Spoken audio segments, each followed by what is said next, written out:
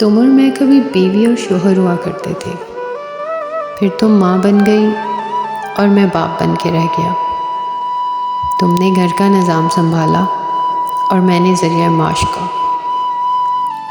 और फिर तुम घर संभालने वाली माँ बन गई और मैं कमाने वाला बाप बन के रह गया।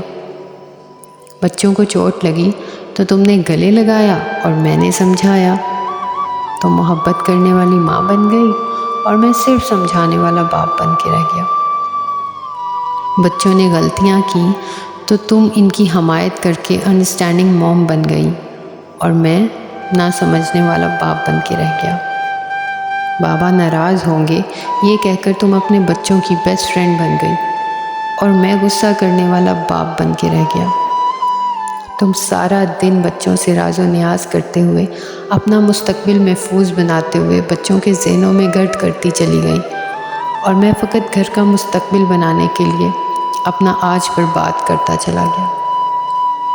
तुम्हारे आंसुओं में माँ का प्यार नज़र आने लगा और मैं बच्चों की आंखों में फ़कत बेरहम बाप बन के रह गया।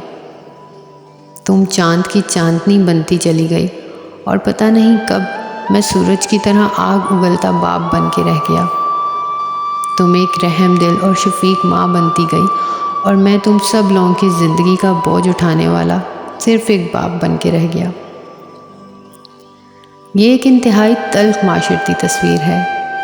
बहुत कम माएँ ऐसी मिलेंगी जो अपने बच्चों के सामने उनके बाप का मुकाम बुलंद करके रखती हैं, जो बच्चों को ये बताती हैं कि कैसे उनका बाप अपने आगे का नवाला अपने बच्चों को खिलाकर खुद भूखा रह जाता है, कैसे एक बाप सारा दिन अपने बच्चों के रिस्क के लिए मारा मारा फिरता है, अपने बच्चों के बेहतर मुस्तकबिल के लिए क्या क्या कुर्बानियाँ देता है और किन किन तकालीफ का सामना करता है, किस तरह उनको उनके पैरों पर खड़ा करने के लिए अपने आप को बर्बाद कर लेता है, खुद को ख़त्म कर लेता है, तब कहीं जाके औलाद किसी काबिल बनती है।